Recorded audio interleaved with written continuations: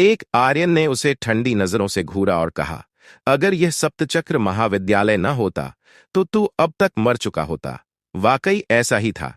अगर वो सप्तचक्र महाविद्यालय में ना होता, अगर उसे 1000 अंक अर्जित करके आधिकारिक शिष्य बनने की जल्दी ना होती, तो वह सच में प्रीच का काम तमाम कर चुका होता। प्रीच जमीन पर एक मरे हुए कुत्ते की तरह पड़ा था। उसका शरीर लगातार झटके खा रहा था। वह मरा नहीं था, लेकिन अब उसकी जिंदगी लगभग खत्म हो चुकी थी। उसी समय एरिना मास्टर ने आगे बढ़कर घोषणा की, आर्यन विजेता है।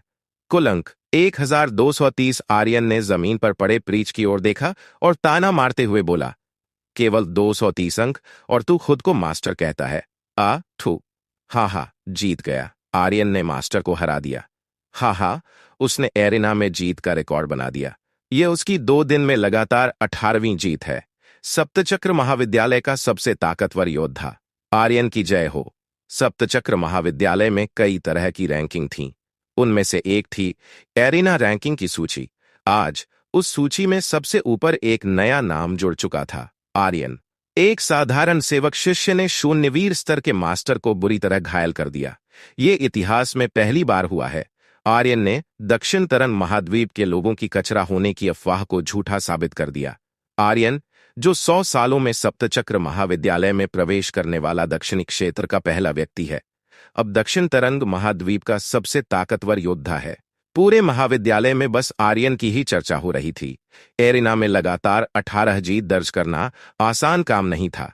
पहले 17 मुकाबलों को नजरअंदाज किया जा सकता था, पर आखिरी मुकाबला, जिसमें उसका सामना 9वें स्तर के शून्यवीर प्रीच से हुआ था, सबसे जरूरी था। सबसे चौंकाने वाली बात तो ये थी कि प्रीच के पास कोई मौका ही नहीं था। ऐसा लग रहा था जैसे वो किसी पिल्ले की तरह चुपचाप मार खा रहा था। एक ही पल में पूरा सप्तचक्र महाविद्यालय हिल चुका था।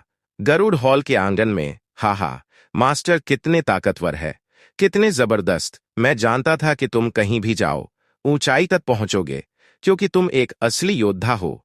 गौरांग के कंधे पर एक भारी पत्थर रखा था और उसके नीचे नुकीली तलवारें बिछी हुई थीं। जब से वो गरुड़ हॉल में आया था, तब से ही राफेल ने उसे लगातार सजा दी थी। उसे कभी कोई साधन नहीं मिले, ना ही कोई गुरु उसे कुछ सिखाने आया, लेकिन उसने कभी कोई शिकायत नहीं की। चाहे राफेल उसे कितनी भी सजा दे, उसने कभी विरोध नहीं किया। जैसे गौरांग पूरी तरह से बदल चुका था, क्योंकि वो बस इंतजार कर रहा था, आर्यन के उठने का इंतजार। जब उसने सुना कि आर्यन ने लगातार 18 मुकाबले जीत लिए हैं और महाविद्यालय के एक मास्टर को हरा दिया है, तो वो जोश में आ गया। यंग मास्टर अब उड़ान भरने वाला है, मुझे भी पूरी ताकत लगा देनी चाहिए। ये कहते ही गौरांग ने अपनी अभेद्य रक्षा शक्ति को समेट लिया और सीधे तलवारों के ऊपर गिर पड़ा। उसने अपने शरीर को नुकीली तलवारों से मजबूत करना शुरू कर दिया। वो अपनी अभेद्य रक्षा शक्ति को और शक्तिशाली करना चाहता था। युद्धमंत्र हॉल में तिमरा एक नटखट चिड़िया की तरह उछल रही थी और हंसते हुए चिल्लाई, यंग मास्टर आर्यन सच में जबरदस्त है। उधर वेदिका ने औषधि हॉल से बाहर आकर आकाश की ओर देखा और हल्की मुस्कान के साथ बुदबुदाई, जल्दी उड़ो। न्यायालय में धर्मनाथ अपनी बाहें पीछे बांधकर हल्की मुस्कान के साथ बोला, तुमने सच में ये कर दिखाया, बहुत बढ़िया। अब तुम एक आधिकारिक शिष्य बनने के हकदार हो। अब देखना यह होगा कि कौन सा हॉल तुम्हें अपने यहां लेगा। लेकिन फिर अचानक उसका चेहरा गंभीर हो गया। अगले ही पल उसकी एक तलवार आसमान में बिजली की तरह चमकते हुए उड़ गई और सीधे अमर महल में जाकर रुकी। बुजुर्ग सर्गेश्वर भी इस जीत से खुश तो थे, लेकिन उसकी भौहें सिकुड़ गईं। 18 लगातार जीते, ये कोई छोटी बात नहीं है। हालांकि इसका महत्व उतना नहीं जितना आर्यन के बाप का था, क्योंकि उसकी शक्ति बहुत अलग थी। कुछ सालों पहले सप्तचक्र महाविद्यालय के एरिना में 18 जीत का रिकॉर्ड एक रहस्यमयी बेनाम व्यक्ति के नाम था। वो बेनाम कोई और नहीं बल्कि आर्यन का पिता था। जब वह महाविद्यालय में आया था तो किसी को नहीं पता था कि वह दक्षिण तरन महाद्वीप से था या वो किसी बड़े कुल से आया था। उसका हर रिकॉर्ड पूरी तरह मिटा दिया गया था। बुजुर्ग सर्गेश्वर हल्की हंसी के साथ बोले, जो तुम नहीं कर सके शायद तुम्हारा बेटा कर सकता है। हा, बस देखना, ड्रैगन का गुप्त खजाना तो मेरा ही होगा। अब सर्गेश्वर बेहद उत्साहित था। उसे पता था कि आर्यन धीरे धीरे उसी रास्ते पर चल रहा था जो उसने पहले से तय कर रखा था। अब उसे बस ड्रैगन सिर वाले ब्रह्मांड नक्शे का रहस्य खोजना था। ड्रैगन सिर, इसका मतलब क्या हो सकता है? आर्यन, अब मैं और इंतजार नहीं कर सकता। तुरंत सर्गेश्वर ने धर्मनाथ को संदेश भेजा, इसमें दखल मत देना, उसे खुद ही अपने रास्ते पर आगे बढ़ने दो। बहुत ज्यादा दखल देने से उल्टा परिणाम आ सकता था। यह वही गलती थी जो उसने आर्यन के पिता के साथ की थी और उसका अंत खतरनाक हुआ था। अब वह केवल परिणाम चाहता था, प्रक्रिया से उसे कोई फर्क नहीं पड़ता था। लेकिन इस बार आर्यन में उसे कुछ अलग दिख रहा था। वह अपने पिता से भी ज्यादा दृढ़ संकल्पित लग रहा था। उसे हर हाल में यह समझना था कि ड्रैगनों के गायब होने के पीछे क्या राज छिपा था। आर्यन, मुझे निराश मत करना, कहीं तुम भी अपने जिद्दी पिता जैसे मत निकलना, वरना। सर्गेश्वर की आंखों में ठंडक झलकने लगी। चक्रयोग हॉल में आर्यन पूरे दिन आराम करता रहा। उसने 10 से अधिक पिल्स खाईं और तब जाकर उसके घाव कुछ हद तक ठीक हुए। दो वहां मौजूद हर सेवक शिष्य उसे सम्मान भरी नजरों से देख रहा था। वहां एक अजीब सी चुप्पी थी। हैदर ने आर्यन को देखा और पूछा, भाई, अब आगे क्या करना है? आर्यन अब सप्तचक्र महाविद्यालय का आधिकारिक शिष्य बनने वाला था, मगर इसके लिए उसे किसी न किसी हॉल में शामिल होना जरूरी था। आर्यन पहले ही सोच चुका था कि वो शैडो ब्लेड हॉल में जाएगा, क्योंकि उसे औजा के कारण वहां जाना था। वो जल्द से जल्द औजा को अपना छठा वॉर गॉड बनाना चाहता था और इनाम में मिलने वाली तकनीक को पाना चाहता था। तुफैल जोश में बोला, भाई, ये तो बहुत जबरदस्त हो गया। हैदर ने सिर हिलाते हुए कहा, एक आधिकारिक शिष्य बनना तो आसान है, इसके लिए बस अंकों की जरूरत पड़ती है। लेकिन किसी हॉल में प्रवेश पाना मुश्किल हो सकता है। आर्यन ने पूछा, क्यों? हैदर ने गहरी सांस लेते हुए कहा, मैंने पता किया है कि महाविद्यालय के इतिहास में आज तक कोई भी सेवक शिष्य आधिकारिक शिष्य नहीं बना है। क्योंकि इसका कोई उदाहरण नहीं है, तो तय करना मुश्किल होगा कि 17 हॉल में से कोई तुम्हें लेगा या नहीं। अगर किसी भी हॉल ने उसे नहीं लिया तो उसका एक आधिकारिक शिष्य बनना भी व्यर्थ होगा। वो एक आवारा शिष्य की तरह रहेगा, जिसके पास कहीं जाने का ठिकाना नहीं होगा। हैदर ने आगे कहा, इसके अलावा तुमने मास्टर प्रीच को बुरी तरह घायल कर दिया था। प्रीच की गरुड़ हॉल के अध्यक्ष राफेल से गहरी पहचान है। मुझे लगता है कि शायद कोई भी हॉल तुम्हें लेने की हिम्मत नहीं करेगा। और भी कई कारण थे, जिनमें से एक स्वर्गसार कुल के साथ हुई घटना के कारण वो लोग पहले से ही आर्यन से नाराज थे। हालांकि स्वर्गसार कुल महाविद्यालय में प्रवेश नहीं कर सकता था, पर उनकी वहां अच्छी पकड़ थी। स्वर्गसार कुल, राफेल और उसके पीछे खड़े अमर महल के क्रॉन एल्डर वादान जैसे लोग, इन सब से टकराना आसान नहीं था। पूरा सप्तचक्र महाविद्यालय भी इनसे डरता था। नावेद पहले ही कह चुका था कि जिस दिन वह साधना से बाहर आएगा, उसी दिन आर्यन की मौत होगी। लेकिन इस सब के बावजूद आर्यन के चेहरे पर कोई डर नहीं था। वह शांत था, बस सोच रहा था। दोपहर में आर्यन अकेले ही महाविद्यालय के अंकों के विक्रय कक्ष में पहुंचा। कक्ष के बीचों बीच एक विशाल काला प्रस्तर खड़ा था, जिस पर तमाम चीजों की सूची दर्ज थी जिन्हें अंकों के बदले प्राप्त किया जा सकता था। आर्यन ने देखते ही हैरानी से कहा, ओह, यहां तो बहुत से इमॉर्टल रैंक के हथियार भी हैं। अमर बाधा रस्सी, रक्षा स्तूप, और यह क्या, एक पौराणिक जीव किलिन। इसे 30 लाख अंकों में बदला जा सकता है। वो आश्चर्य से बुदबुदाया। महाविद्यालय की अंक प्रणाली बहुत उन्नत थी। यहां कुछ चीजें तो उसके अपने सिस्टम में भी नहीं थीं। आर्यन ने अपने सिस्टम में देखना चाहा, मगर उसके पास बहुत कम चीजें थीं। उसने मायूस होकर कहा, मैं तो पूरी तरह से कंगाल हूं। अभी तक उसे मिली ज्यादातर चीजें पूर्वज रुद्रदेव ने ही निगल ली थीं। आर्यन ने विक्रेता को अपनी पट्टिका दी और कहा, मैं आधिकारिक शिष्य की योग्यता लेना चाहता हूं। सामने बैठी छोटी लड़की पहले तो चौंक गई, फिर हैरान होकर बोली, आप आर्यन है, वही जिसने लगातार 18 जीत का रिकॉर्ड बनाया और जिसने स्वॉर्ड मास्टर औजा को खुलेआम प्यार का इजहार किया।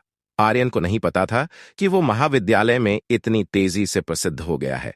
उसने मुस्कुराते हुए कहा, क्या मैं सच में इतना मशहूर हो गया हूं? फिर मजाकिया अंदाज में बोला, क्या करूं, सुंदर और आकर्षक लोग हमेशा सबसे अलग होते हैं, इसे रोका नहीं जा सकता। छोटी लड़की तो उसकी दीवानी बन गई थी। उसने तुरंत सारी प्रक्रिया पूरी की और नई पहचान पट्टिका आर्यन को देते हुए बोली, यह सिल्वर टोकन है, अब से आप एक आधिकारिक शिष्य हैं। बधाई हो। आर्यन ने वह सिल्वर टोकन लिया और मुस्कुराते हुए कहा, शुक्रिया। सिल्वर टोकन एक आधिकारिक शिष्य की पहचान थी। उन्नत शिष्यों के पास गोल्ड टोकन होते थे और एलीट शिष्यों के पास प्लेटिनम टोकन।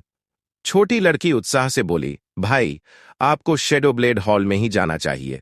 इस तरह आप और मास्टर ओजा हर दिन साथ रह सकते हैं। उसके चेहरे पर ईर्ष्या साफ झलक रही थी और मन में कई ख्याल उमड़ रहे थे। उसने सोचा, काश कोई मेरे लिए भी इतना साहसी होता और इस तरह प्यार का इजहार करता। आर्यन हल्के से मुस्कुराया और पलटकर सीधे शैडो ब्लेड हॉल की ओर चला गया। उसे सभी 18 हॉल के रास्तों की अच्छी जानकारी थी, क्योंकि उसने पहले वहां सफाई का काम किया था। 20 मिनट बाद वो शैडो ब्लेड हॉल के द्वार पर पहुंचा। सेवक शिष्यों को अंदर जाने की अनुमति नहीं है। द्वार पर खड़े एक शिष्य ने आर्यन का रास्ता रोक दिया, क्योंकि वह अभी भी अपनी पुरानी वर्दी पहने हुए था। लेकिन जब आर्यन ने अपना सिल्वर टोकन निकाला तो उस शिष्य का चेहरा बदल गया। उसने तुरंत कहा, ओ, तो ये आप हैं भाई, कृपया मुझे माफ कर दीजिए। अचानक उसका रवैया पूरी तरह बदल गया। यही था दर्जे का अंतर। आर्यन ने मन ही मन एक हल्की मुस्कान दी और अंदर घुस गया। लेकिन अभी वो अध्यक्ष के कक्ष तक पहुंच भी नहीं पाया था कि उसे एक मास्टर ने रोक लिया। शैडो ब्लेड हॉल में अब कोई जगह नहीं बची, तुम यहां से जा सकते हो। आर्यन थोड़ी देर के लिए रुका और बोला, मैंने तो अभी कुछ कहा भी नहीं। फिर आपको कैसे पता कि मैं क्या कहने वाला हूं? मास्टर ने ठंडी हंसी हंसते हुए कहा, इससे फर्क नहीं पड़ता कि तुम क्या कहने वाले हो। मुझे बस अपना वक्त बर्बाद नहीं करना। चुपचाप यहां से चले जाओ। हॉल के कई शिष्य आर्यन को गुस्से से देख रहे थे। उन्हें आर्यन से गहरी नाराजगी थी, क्योंकि उसने उनकी देवी ओजा के प्रति प्यार का इजहार किया था। वो सभी उसे ऐसे देख रहे थे जैसे उसने उनके किसी प्रियजन को मार डाला हो। कुछ दूरी पर ओजा खड़ी थी। वह चुपचाप आर्यन को देख रही थी। उसके चेहरे पर कोई भाव नहीं थे। भाग जाओ यहां से, शैडो ब्लेड हॉल से बाहर निकलो, दफा हो जाओ। शिष्यों ने चिल्लाना शुरू कर दिया। उनके दिलों में आर्यन के लिए गहरी नफरत थी। आर्यन ने मास्टर और शिष्यों को देखा और कहा, एक दिन आएगा जब तुम सब मेरे सामने झुकोगे और मुझसे भीख मांगोगे। हा हा हा हा। सभी जोर जोर से हंस पड़े।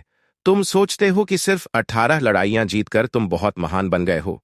वह तो सिर्फ नए शिष्यों की शुरुआती लड़ाइयां थीं। क्या तुम्हें लगता है कि तुम बहुत ताकतवर हो? भीख मांगेंगे तुमसे? तुम खुद को क्या समझते हो? जरा आईने में जाकर अपनी शक्ल देखो। चले जाओ यहां से। आर्यन ने चारों ओर देखा और हल्की मुस्कान के साथ कहा, मैं आज की ये बातें याद रखूंगा। वो मुड़ा और वहां से चला गया। ओजा की आंखें थोड़ी नम हो गईं। उसने मन ही मन सोचा, सच में क्या अफसोस की बात है। औषधि हॉल में चले जाओ। यहां तुम्हारे लिए कोई संसाधन नहीं है। युद्ध मंत्र हॉल में, माफ करना, यहां कोई जगह नहीं बची। बीस्ट हॉल में, लड़के, हमें तुम्हारी जरूरत नहीं है। गरुड़ हॉल में चले जाओ। पूरी दोपहर इधर उधर भटकने के बाद Phoenix hall, Griffin hall, tiger hall और सरपेंट हॉल को छोड़कर बाकी 13 में से किसी भी हॉल ने आर्यन को प्रवेश नहीं दिया। यह चीज सच में अपमानजनक थी। आर्यन एक ऐसा व्यक्ति था जो अपनी बेइज्जती कभी नहीं भूलता था। वो हर उस इंसान को याद रखता था जिसने भी उसे नीचा दिखाया हो। तभी आर्यन को एक अजीब सा एहसास हुआ। उसने ऊपर आसमान की ओर देखा और मन ही मन मुस्कुराने लगा। स्वर्गसार कुल वादान, तुम सोचते हो कि इस तरह मुझे रोक सकते हो? तुम्हारी यह रुकावटें ही मुझे और मजबूत बनाएंगी। बस इंतजार करो, मैं तुम सबको दिखाऊंगा। आर्यन वापस चक्रयोग हॉल में लौट आया। हैदर ने जैसे ही आर्यन को वापस आते देखा, वो दौड़कर उसके पास आया और पूछा, हॉल में शामिल होने का क्या हुआ? आर्यन ने सिर हिलाया और कहा, जैसा तुमने कहा था, कोई भी मुझे लेने को तैयार नहीं है। हैदर ने एक लंबी सांस ली और कहा, महाविद्यालय के सभी 17 हॉल अमर महल के आदेशों के अनुसार काम करते हैं। तुमने प्रीच को घायल किया, यानी तुमने अमर महल के क्राउन एल्डर वादान को नाराज कर दिया। तो तुम्हें स्वीकार करने का मतलब अमर महल का अपमान होगा। कोई भी इतनी बड़ी ताकत से दुश्मनी नहीं लेना चाहता। इसके अलावा स्वर्गसार कुल भी था। यह दोनों ताकतें सप्तचक्र महाविद्यालय में गहरी जड़ें जमा चुकी थीं। आर्यन भी यह बात समझ चुका था, पर उसे इस बात की कोई परवाह नहीं थी कि किसी भी हॉल ने उसे नहीं लिया। उसने हैदर की ओर देखा और पूछा, हैदर, अगर मैं खुद का हॉल खोलना चाहूं तो क्या कोई तरीका है? आर्यन ने दोहराया, मैं अपना खुद का हॉल स्थापित करना चाहता हूं। हैदर चौंक गया। अपना हॉल? यह नामुमकिन है। इसके लिए महाविद्यालय के प्रधानाचार्य और सभी बड़े एल्डर्स की मंजूरी चाहिए। साथ ही किसी प्रभावशाली शक्ति का समर्थन भी जरूरी है। सबसे बड़ी समस्या यह है कि हॉल खोलने के लिए तुम्हें कम से कम 1 लाख अंक चाहिए। यह बहुत मुश्किल है। अपना हॉल खोलना जितना सुनने में आसान लगता था उतना था नहीं। ये कई चीजों पर निर्भर करता था। यहां तक कि अगर किसी के पास 1 लाख अंक भी होते तो भी उसे उच्च पदाधिकारियों की स्वीकृति चाहिए होती। आर्यन के दिमाग में एक हल्की सी तरंग उठी, तो मुझे 1 लाख अंक चाहिए, है ना? हैदर ने धीरे से कहा, आर्यन, तुम्हें थोड़ा इंतजार करना चाहिए। जब माहौल ठंडा पड़ जाएगा तो शायद कोई हॉल तुम्हें ले ले। आखिरकार तुमने लगातार 18 जीत दर्ज की हैं और प्रीच को हराया है। कोई ना कोई हॉल तो तुम्हें अपनाने में दिलचस्पी लेगा। आर्यन मुस्कुराया। वह जानता था कि हैदर उसे तसल्ली देने की कोशिश कर रहा है। रात में आर्यन ने कोई अभ्यास नहीं किया। वो बिस्तर पर लेटा छत को घूरते हुए अगली योजना के बारे में सोचने लगा। वादान और स्वर्गसार कुल लगातार उसे दबाने में लगे थे। अगर उसे आगे बढ़ना था तो उसे इन दोनों ताकतों को कुचलना होगा, और ऐसा करने के लिए उसे और भी ज्यादा ताकत चाहिए थी। उसे सबसे ज्यादा जरूरत थी अपने स्तर को बढ़ाने की। कल से मैं दीवानों की तरह अपने स्तर को बढ़ाऊंगा। आर्यन ने अपने मुट्ठी भींच ली और मन ही मन निर्णय कर लिया। इस दुनिया में सिर्फ शक्ति की पूजा होती है। जब तक तुम ताकतवर हो तो लोग तुम्हारा सम्मान करेंगे और तुमसे डरेंगे। सुबह सुबह सूरज की पहली किरणें धरती पर पड़ी ही थीं कि आर्यन महाविद्यालय के मिशन हॉल में पहुंच गया। पॉइजन मास्टर, क्या यहाँ कोई पॉइजन मास्टर है? हमारी टीम को तुरंत एक पॉइजन मास्टर की जरूरत है। बी रैंक का मिशन, 80 अंक, 5 लोगों में बराबर बांटे जाएंगे। कोई फॉर्मेशन मास्टर है? हमें एक फॉर्मेशन मास्टर है। हमें एक फॉर्मेशन मास्टर की जरूरत है। मैं 6ठे स्तर का शून्यवीर हूं। मुझे एक टीम चाहिए। हर प्रकार की मिशन वस्तुएं बिकाऊ हैं। अंक के बदले कोई भी खरीद सकता है। मिशन गाइड बिक रही हैं, पूरी तरह प्रामाणिक। अगर गाइड गलत हुई तो आकर मुझे पीट देना। आर्यन को लगा था कि वो अकेला बहुत जल्दी उठ गया है, लेकिन यहां तो लोग चोर बाजार की तरह भीड़ लगाए हुए थे। यह सब इसलिए था क्योंकि मिशन हॉल में हर दिन नए मिशन आते थे, और आसान मिशन को तो आते ही तुरंत कोई ना कोई ले लेता था। अगर कोई देरी से आता तो सी रैंक या उससे नीचे के मिशन उसे मिलने का कोई मौका ही नहीं था। आर्यन जैसे ही मिशन हॉल में पहुंचा, उसने देखा कि सी रैंक के सभी मिशन खत्म हो चुके थे। अब बस कुछ बी रैंक के मिशन बचे थे, पर वो भी उसके लिए उपयुक्त नहीं थे। जहां तक ए रैंक मिशन की बात थी, उसे अकेले पूरा करना नामुमकिन था। इसके लिए एक पूरी टीम की जरूरत थी। आर्यन ने सोचा, काश गौरांग, तिमरा और वेदिका यहां होते। हम मिलकर एक टीम बना सकते थे। पता नहीं वो लोग अभी कहां होंगे। तभी अचानक हॉल में हलचल मच गई। फतेहबाज टीम आ गई है। वाह, ये शीर्ष टीमों में से एक है। इस टीम के सभी योद्धा 8वें 9वें स्तर के शून्यवीर है। काश मैं भी फतेहबाज टीम में शामिल हो पाता। सपने देखना बंद करो, पहले अपने हालात पर तो एक नजर डालो। अगर तुम फतेहबाज टीम में शामिल हो गए तो सुअर भी पेड़ों पर चढ़ने लगेंगे। 6 लोग खास तरह की पोशाक पहने हुए अंदर दाखिल हुए। उनके सीने पर एक जलती हुई बाज का चिन्ह था, जो उनकी फतेहबाज टीम का प्रतीक था। उनमें से एक लड़की भी थी जो काफी खुले कपड़े पहने थी और जिसके चेहरे पर घमंड साफ झलक रहा था। कई शिष्यों की निगाहें उसके शरीर के खुले हिस्सों पर जा टिकीं, लेकिन वो यह नहीं देख पाए कि एक भारी भरकम शख्स उन्हें घूर रहा था। चटाक, उस भारी भरकम शख्स ने उनमें से एक को जोरदार थप्पड़ जड़ दिया। बहुत देख लिया, घर जाकर देखो। थप्पड़ इतना जोरदार था कि उस शिष्य के मुंह से खून निकल आया। तुरंत बाकी सभी ने अपनी नजरें झुका लीं। वह लड़की मुस्कुराई और बोली, अरे यार, तुमने बहुत हल्के हाथ से मारा। वो भारी भरकम शख्स पीछे मुड़ा और बोला, मालका, अगली बार और जोर से मारूंगा। मालका एक पंजाबी शब्द है जिसका अर्थ मालिक होता है। उनकी अकड़ साफ दिख रही थी। कोई भी उनसे उलझने की हिम्मत नहीं कर रहा था। फतेहबाज टीम अपनी क्रूरता के लिए जानी जाती था। उनसे दुश्मनी मोल लेना यानी खुद मौत को बुलाना। उन्हें ज्यादा देर तक घूरने से भी मुसीबत मोल ली जा सकती थी। आर्यन की नजरें मिशन बोर्ड पर थी और उसका ध्यान मिशन सूची। यात्रा के दौरान अपने आप को पहचानना और सुधारना भी है। उनकी आवाज में एक सच्चाई थी जो सुनने वाले के दिल में घर कर जाती है। उन्होंने कहा कि अगर हम अपनी नकारात्मक सोच और गलत आदतों से दूर होकर अपने अंदर की सकारात्मक ऊर्जा को जगाएं, तो न केवल हम अपने हेटर्स को पीछे छोड़ सकते हैं, बल्कि हम अपने प्रतिस्पर्धियों के सामने भी एक मिसाल कायम कर सकते हैं। मुल्ला ने अपने अनुभवों से हमें यह भी सिखाया कि असफलता से सीखना सबसे बड़ी जीत होती है। उन्होंने बताया कि हर बार जब हम गिरते हैं तो उसमें छुपा एक मौका होता है अपने आप को सुधारने का, अपने अंदर की शक्ति को पहचानने का।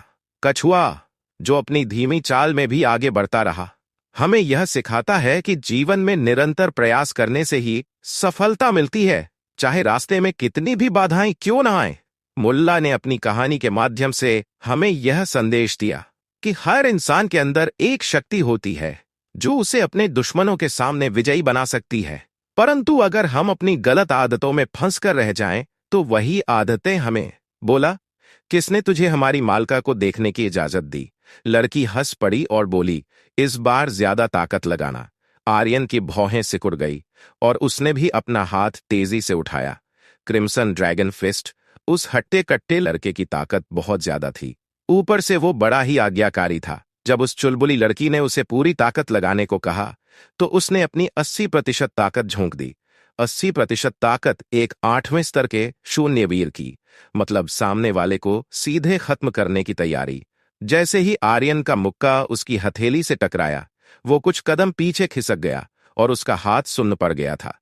वहीं उस भारी भरकम लड़के की हथेली की हालत और भी खराब थी।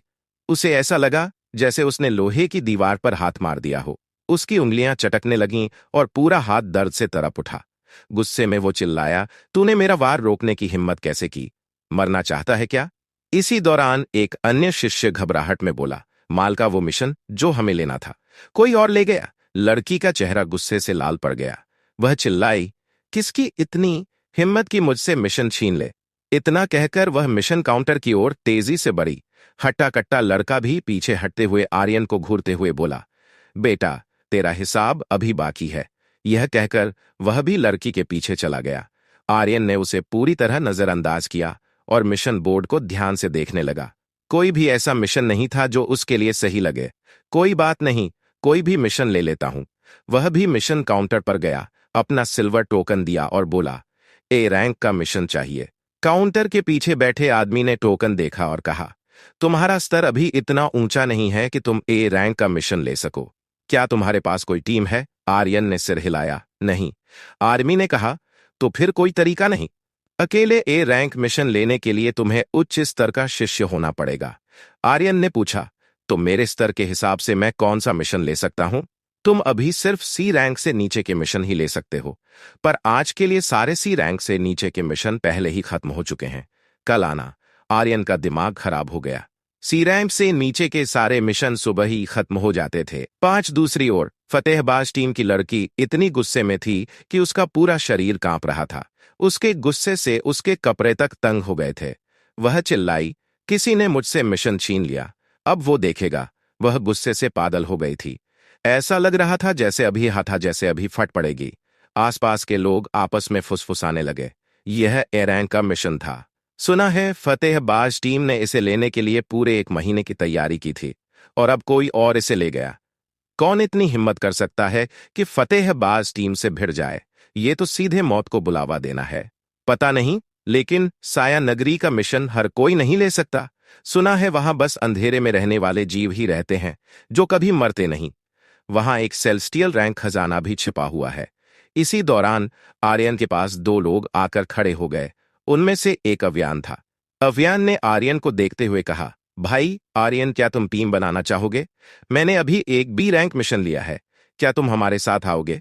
उसके साथ आया दूसरा लड़का घृणा से आर्यन को देख रहा था। हालांकि अव्यान के मन में अब आर्यन के लिए कोई बैर नहीं बचा था।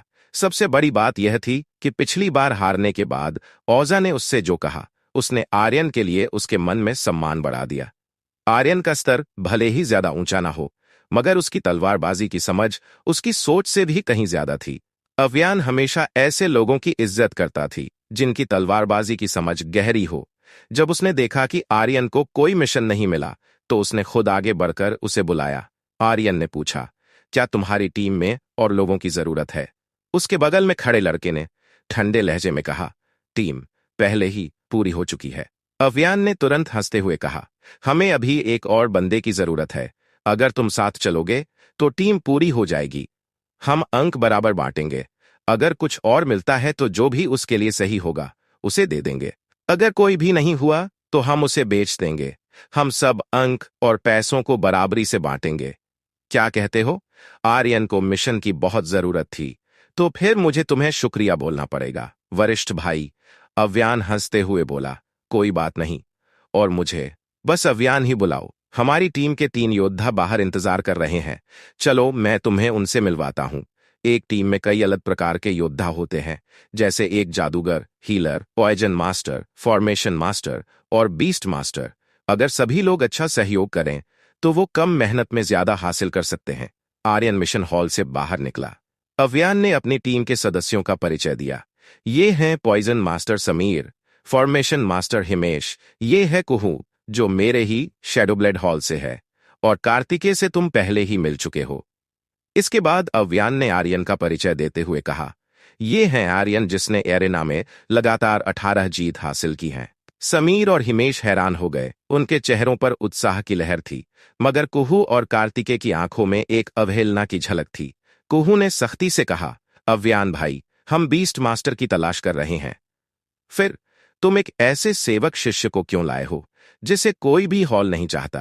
अव्यान हंसते हुए बोला, मुझे कोई अच्छा बीस्ट मास्टर नहीं मिला, लेकिन चिंता मत करो, आर्यन बहुत मजबूत है। हम ऐसे ये मजबूत, अगर वो मजबूत होता तो किसी भी हॉल ने उसे क्यों नहीं लिया? कार्तिकेय ने उपहास करते हुए कहा, अव्यान, अगर यह मिशन नहीं होता तो मैं कभी भी ऐसे सेवक शिष्य के साथ टीम नहीं बनाता। हिमेश ने हल्के से कहा, शांति शांति शांति सबसे जरूरी है।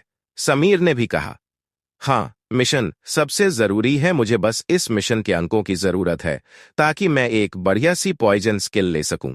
इसके बाद उसने आर्यन की ओर देखा और कहा, छोटे भाई, लगातार 18 जीत दर्ज करना वाकई में शानदार है, लेकिन एक एरेना बैटल और एक मिशन में बहुत अंतर हो। मैं उम्मीद करता हूं कि तुम हमारी उम्मीदों पर पानी नहीं फेरोगे और जो भी निर्देश मिले उसे मानोगे।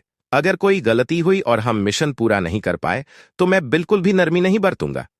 माहौल कुछ कड़ा हो गया था। आर्यन ने अव्यान को देखा और कहा, अव्यान भाई, मुझे लगता है कि मुझे। अव्यान ने तुरंत कहा, आर्यन भाई, अगर तुम वापस गए तो इसका मतलब होगा कि तुम मुझे अपना भाई नहीं मानते। मास्टर ओजा ने कहा था कि मुझे तुमसे कुछ सीखना चाहिए। चलो चलते हैं, हमारा मिशन ज्यादा मुश्किल नहीं है। इतना कहकर अव्यान ने उसका हाथ पकड़ा और उसे खींचकर ले जाने लगा। मिशन को अव्यान ने लिया था, इसलिए उसे टीम चुनने का पूरा अधिकार था। आर्यन ने राहत की सांस ली और सोचा, मुझे जल्दी से और शक्तिशाली होना होगा ताकि मैं अपनी खुद की टीम बना सकूं। काश हातिम और बाकी लोग यहां होते। मुझे यह भी जानना है कि वो अब क्या कर रहे होंगे। उनमें से कोई भी अभी तक यहां नहीं आया। पता नहीं दक्षिणी क्षेत्र में क्या हुआ है। उसके चारों वॉरगॉड दक्षिण तरन महाद्वीप में है। अगर वो यहां होते तो गौरान की अभेद्य रक्षक शक्ति के साथ वो एक सुपर टीम बन सकते थे। कुछ ही देर में आर्यन और बाकी लोग टेलीपोर्टेशन एरे के पास पहुंच गए। इस समय फतेहबाज टीम भी वहीं थी और वह लड़की अब भी गुस्से में थी। मेरा मिशन चुराने की हिम्मत कैसे हुई? अब मैं उन्हें तबाह कर दूंगी। हम भी साया नगरी जा रहे हैं। टेलीपोर्टेशन एरे खुला और एक शानदार सफेद रोशनी ने उन्हें घेर लिया। कुछ सेकंड बाद वो एरे से गायब हो गए। 6 इसके बाद आर्यन और बाकी लोग भी एरे में चले गए। अव्यान भाई, हमारा मिशन क्या है? अव्यान बोला, हमारा मिशन बहुत आसान है। हमें प्रपंच संप्रदाय के खंडहरों को ढूंढना है, एक फॉर्मेशन बिछानी है और उसे टेलीपोर्टेशन एरे से जोड़ना है। एक सफेद रोशनी चमकी। आर्यन ने महसूस किया कि जैसे वह एक अथाह गड्ढे में गिर गया हो जो लगातार आड़ा तिरछा हो रहा था। टेलीपोर्टेशन एरे एक प्रकार की फॉर्मेशन तकनीक थी। जब कोई फॉर्मेशन मास्टर एक उच्च स्तर तक पहुंच जाता है तो वह एक टेलीपोर्टेशन एरे बना सकता है। कुछ ही मिनटों में उन्होंने लाखों मील की दूरी पार कर ली। जब आर्यन जमीन पर उतरा तो उसने अपने पैरों के नीचे एरे को देखा और थोड़ी हैरानी महसूस की। उसे ऐसा लग रहा था जैसे उसने इस एरे के पैटर्न को पहले कहीं देखा हो। अव्यान ने जब आर्यन को एरे को इस तरह घूरते देखा तो उसने कहा, ये एरे एक प्राचीन फॉर्मेशन है। यह सप्तचर्क महाविद्यालय के पूर्वजों द्वारा नहीं बनाई गई थी, इसलिए यह महाविद्यालय की फॉर्मेशन से थोड़ी अलग है। आर्यन ने पूछा, अलग अलग फॉर्मेशन आपस में कैसे जुड़ती हैं? कार्तिकेय हंसी उड़ाते हुए बोला, क्या तुम स्पेस फॉर्मेशन की शक्ति को समझते हो? अगर नहीं समझते तो यह सब तुम्हें बताने का कोई मतलब नहीं। हिमेश मुस्कराते हुए बोला, ये सच में एक प्रकार की स्पेस ऊर्जा है। मैं अभी उस स्तर तक नहीं पहुंचा हूं, तो मैं तुम्हें विस्तार से नहीं बता सकता। ऐसे प्राचीन एरे पूरे अमरद्वीप में बहुत सारे हैं। मैंने फॉर्मेशन हॉल के मास्टर से सुना है कि यह फॉर्मेशंस लाखों साल पुरानी है। ऐसा लगता है कि यह कोई निगरानी क्षेत्र था। पहले इन फॉर्मेशन एरे का उपयोग टेलीपोर्टेशन के लिए नहीं, बल्कि निगरानी के लिए किया जाता था। इस दुनिया में बहुत कम लोग थे जो इन फॉर्मेशन एरे के बारे में जानते थे, क्योंकि यह फॉर्मेशन ड्रैगन से आई थी। ये फॉर्मेशन लाखों साल पहले बनी थी, जब ड्रैगन्स का शासन था। उस समय इन फॉर्मेशन की शक्ति बहुत ही शक्तिशाली थी। ये अंतरिक्ष तक पहुंचने और किसी दूसरे आयाम के कंपन को हजारों सैकड़ों मील दूर से महसूस करने में सक्षम थीं। इन फॉर्मेशन का उद्देश्य यह था कि वो पहले से ये जान सकें कि किसी दूसरे आयाम के योद्धा हमला करने वाले हैं। पर ये फॉर्मेशन फिर भी बेकार हो गईं और ड्रैगन्स के प्रलय को सहन नहीं कर सकीं। कुछ लाखों साल बाद इन फॉर्मेशन की शक्ति धीरे धीरे कमजोर हो गई। बाद में एक प्राचीन फॉर्मेशन मास्टर ने इन फॉर्मेशन को फिर से तैयार किया और इन्हें वर्तमान टेलीपोर्टेशन एरे में बदल दिया। अव्यान ने कहा, प्रपंच संप्रदाय सामने की पर्वत श्रृंखला में कहीं है, सभी सावधान रहना। जितना हो सके बीस्ट को नजरअंदाज करना, हमें बस मिशन पर ध्यान देना है, समझे? कुहू ने आर्यन को घूरते हुए कहा, सेवक शिष्य, क्या तुम समझे? आर्यन ने जैसे कुछ सुना ही नहीं। उसका मन अभी भी उस टेलीपोर्टेशन एरे के बारे में सोच रहा था। ये जाना पहचाना एहसास और भी मजबूत हो रहा था। मैंने इसे कहाँ देखा था? कहाँ? तभी अव्यान ने चिल्लाया, चलो चलो। इसके बाद उनकी पूरी टीम पर्वत श्रृंखला की ओर बढ़ गई। यह किसी की मंशा थी या वो अपना मिशन जल्दी खत्म करना चाहते थे, कोई नहीं जानता, पर कार्तिकेय ने रास्ता दिखाया। उसकी गति विशेष रूप से तेज थी। एक छठे लेवल के शून्यवीर के रूप में वो आर्यन से एक पूरा स्तर ऊपर था। कार्तिकेय ने आर्यन को देखा और दिल ही दिल में मुस्कुराते हुए बोला, देखते हैं तुम कितनी देर तक टिक पाते हो। इसी के साथ उसने अपनी कोई तकनीक इस्तेमाल की और गति और बढ़ा ली। आर्यन उनके पीछे चल रहा था, हमेशा एक निश्चित दूरी बनाए रखते हुए। उसे उनकी गति की कोई परवाह नहीं थी, ना ही उसे अमर ऊर्जा की खपत की चिंता थी। वैसे भी यह सब उसके लिए मायने नहीं रखता था, क्योंकि क्रिम्सन ड्रैगन उसकी मदद कर रहे थे। वो जितनी तेज चाहता उतनी तेज दौड़ सकता था, पर अभी उसका मन उस प्राचीन टेलीपोर्टेशन एरे में अटका हुआ था। ब्लड ड्रैगन, क्या ये एरे ड्रैगन्स ने बनाई थी? ब्लड ड्रैगन उत्साहित हो गया और बोला, बड़े भाई नील ड्रैगन ने मुझे बताने से मना किया था। उसने कहा था कि तुम्हें अपनी राह खुद तय करनी है। धत्तेरी, आर्यन गुस्से से बोला, नील ड्रैगन, तुम्हारे अंदर थोड़ी भी इंसानियत नहीं है क्या? तुम तो उसी फर्नेस में बंद होने के लायक हो। पूर्वज रुद्रदेव हल्के से हंसे, लड़के, कोई तुम्हारी अमर ऊर्जा को खत्म करने की कोशिश कर रहा है, पहले उस पर ध्यान दो। क्या? आर्यन ने पूछा, कौन है वो? आर्यन ने जैसे ही सामने देखा, वह समझ गया कि यह कार्तिकेय की चाल है। वो जानबूझकर उसे शर्मिंदा करना चाहता था। क्या तुम मुझे शर्मिंदा करना चाहते हो? आर्यन ने एक तीखी मुस्कान दी और मन में कहा, चलो फिर देखते हैं, अंत में कौन शर्मिंदा होगा। वो किसी से भी आगे नहीं निकला, बस आराम से उनके पीछे पीछे चलता रहा। 1 घंटा बीत गया, लेकिन वो अब भी उनसे कुछ कदम पीछे बराबरी से चल रहा था। 2 घंटे बीत गए, 3 घंटे बीत गए। कुहू का चेहरा लाल हो गया और उसकी सांसें तेज हो गईं। यह देखकर कि आर्यन अब भी उसके पास ही था, उसने एक पिल खाई और दांत किटकिटाते हुए और भी सहने की कोशिश की। आर्यन ने कहा, क्या सब लोग आराम करना चाहते हैं? कार्तिकेय ने तुरंत मजाक उड़ाया, क्या थक गए? सेवक शिष्य तो बस सेवक शिष्य होते हैं, बस कुछ कदम दौड़ने से ही थक गए, सच में बेकार हो। अगर आराम करना है तो अकेले आराम करो, मुझे तो मिशन जल्दी खत्म करना है। कार्तिकेय खुश होकर बोला, बच्चे, अब तुम ज्यादा देर तक नहीं चल पाओगे, है ना? आर्यन ने कंधे उचकाते हुए कहा, ठीक है, मुझे कोई फर्क नहीं पड़ता, मुझे तो बस डर है कि कुछ लोग नहीं सह पाएंगे। कुहू ने कहा, कौन नहीं सह पाएगा? हम सभी शून्यवीर स्तर के हैं, सिर्फ तुम उद्यमवीर हो और तुम कब से बस हमारे पीछे ही हो। मुझे लगता है तुम ही रह जाओगे। 2 आर्यन मुस्कुराते हुए बोला, तो फिर चलो, चलते हैं। फिर 2 घंटे और बीत गए। वास्तव में एक शून्यवीर के पास अमर ऊर्जा का इतना भंडार होता है कि वह किसी भी उद्यमवीर की तुलना में 1000 गुना देर तक टिक सकते हैं। मगर ये नियम आम योद्धाओं के लिए थे। आर्यन इन नियमों की डोर से नहीं बंधा था। उसके पास तो अमर ऊर्जा का अंबार था।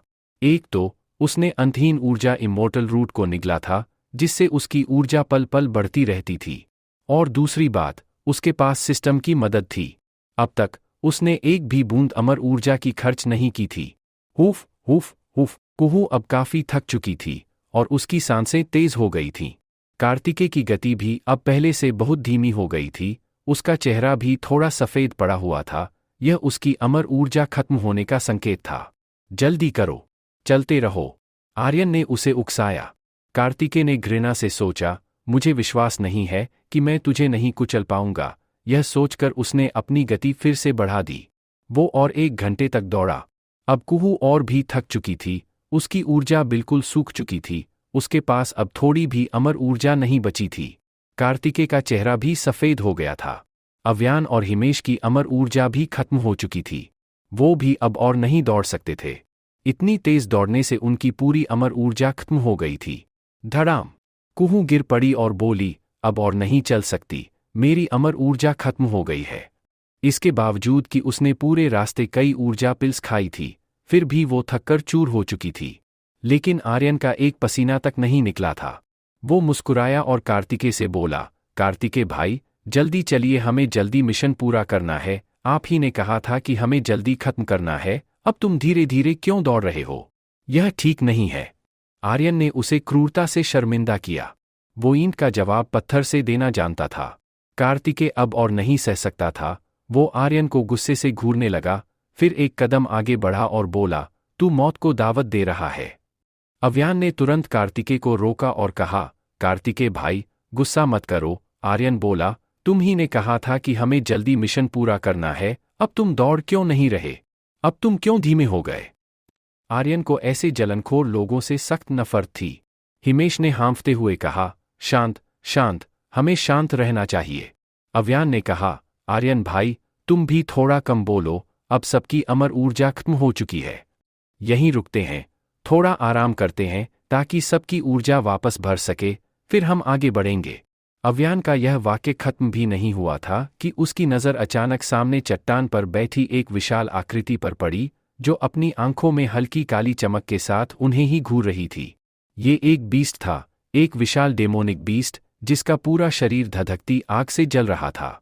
सामने एक डोमिनिक बीस्ट है, हेल हाउंड, जल्दी से बचो, जल्दी करो। अचानक अव्यान ने जोर से चिल्लाया, लेकिन उसकी प्रतिक्रियाएं पूरी तरह से धीमी थीं, क्योंकि उसके शरीर में अमर ऊर्जा पूरी तरह से खत्म हो चुकी थी। भले ही उसके दिमाग ने प्रतिक्रिया दी, लेकिन उसका शरीर अब उसके अनुसार नहीं चल पा रहा था। अमर ऊर्जा ठीक वैसे ही काम करती थी जैसे गाड़ी में ईंधन। बिना ईंधन के गाड़ी कैसे चलेगी? उसी वक्त उस 6 मीटर के विशाल हेल हाउंड ने चट्टान से छलांग लगा दी। उसकी बस एक चिंगाट से पूरी घाटी कांप उठी। वहीं अव्यान और बाकी सब ठीक से खड़े भी नहीं हो पा रहे थे, तो बचकर भागना तो दूर की बात थी। समीर का चेहरा डर के मारे सफेद पड़ गया। उसने कहा, खत्म हो गया, खत्म हो गया, सब कुछ खत्म हो गया। कुहू डर के मारे रोने लगी, कार्तिकेय भाई, अब क्या करें, अब क्या करें? कार्तिकेय भी डर से कांप रहा था। वो पीछे हटने लगा और उसने कुहू को पूरी तरह नजरअंदाज कर दिया। इस समय उसे किसी और की परवाह नहीं थी। यह तो किस्मत थी कि उसके पास अभी भी थोड़ी बहुत ऊर्जा बची थी। वह पलटकर तुरंत तेजी से भागने लगा। हिमेश जोर से चिल्लाया, कार्तिकेय, मत भागो, मत भागो। कार्तिकेय ने हंसते हुए कहा, अगर मैं नहीं भागूंगा तो क्या मैं तुम्हारे साथ मरने बैठा रहूं? तुम मरो। कुहू जोर से चिल्लाई, कार्तिकेय भाई, मुझे भी साथ ले चलो। समीर भी जमीन से उठकर भागने लगा। हिमेश ने फिर से चिल्लाया, मत भागो, वहां भी बीस्ट हैं। तभी पीछे से एक जोरदार आवाज आई और आसमान से एक काली परछाई नीचे की ओर झपकी, जिसने पल भर में कार्तिकेय को 2 टुकड़ों में काट दिया। उसकी चींख तक नहीं निकली, आंखें फटी रह गई और जमीन खून से लाल हो गई। हिमेश गहरी सांस लेते हुए बोला, मैंने कहा था ना कि मत भागो। 3 आ। कुहू पागलों की तरह चिल्लाई। उसका चेहरा डर के मारे बेहद पीला पड़ गया। वह बुरी तरह से कांप रही थी। वो इतनी डर चुकी थी कि अपनी जगह से हिल तक नहीं रही थी। आर्यन एक कदम बढ़कर उसके पास गया और जोर से थप्पड़ मारते हुए बोला, खुद को संभालो। थप्पड़ खाकर कुहू एकदम चुप हो गई। इसके तुरंत बाद आर्यन सामने की ओर यह कहते हुए तेजी से भागा, अव्यान भाई, इनका ध्यान रखना। अव्यान थोड़ी देर के लिए चौंका और कहा, आर्यन, तुम क्या कर रहे हो? वहां मत जाओ। हिमेश भी चिल्लाया, अरे, ये तुम क्या कर रहे हो? खुद को बचाओ। आर्यन ने उनकी कोई बात नहीं सुनी। उसने अपने हाथ के हल्के से इशारे से ड्रैगन स्लेयर को बाहर बुलाया और उसे मजबूती से पकड़कर बोला, हमला करने से बेहतर कोई बचाव नहीं होता। फिर आर्यन अपने मन में चिल्लाया, 5वें स्तर की सोल स्टम तकनीक। एक खतरनाक शक्ति उसके पूरे शरीर में फैल गई और वो ड्रैगन स्लेयर को लहराता हुआ तेजी से हेल हाउंड की गर्दन की ओर लपका। एक गुस्से भरी दहाड़ के साथ हेल हाउंड भी सीधे उसी की ओर बढ़ रहा था। लेकिन आर्यन के वार से पहले ही उसने उसके सीने में अपने माथे के सींग से जोरदार टक्कर मारी। आर्यन झटका खाकर किसी पतंगे की तरह उड़ गया। ये तो उसकी किस्मत अच्छी थी कि उसके पास क्रिम्सन ड्रैगन की रक्षा शक्ति थी, वरना हेल हाउंड ने इतनी जोर से टक्कर मारी थी कि उसका नुकीला सींग उसके सीने में एक गहरा गड्ढा कर चुका होता। आर्यन मुंह से खून थूकते हुए उठा। कितनी जबरदस्त ताकत है!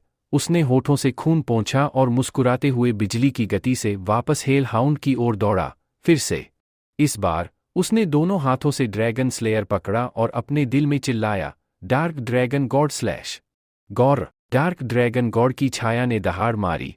उसकी ब्लेड ऊर्जा ने जबरदस्त रूप से हेल हाउंड की गर्दन पर झपट्टा मारा। उसका ये वार इतना भयानक था कि आसपास की बड़ी बड़ी चट्टानें तक 2 टुकड़ों में कट गई और हेल हाउंड के गले पर एक गहरा घाव कर गया। आओ! हेल हाउंड बौखला गया। उसने पागलों की तरह अपनी मुंडी को झड़का और पूरी ताकत से आर्यन की ओर दौड़ पड़ा। वह पूरी तरह से पागल हो चुका था। कमाल है, ये चीज इतनी भयानक क्यों है?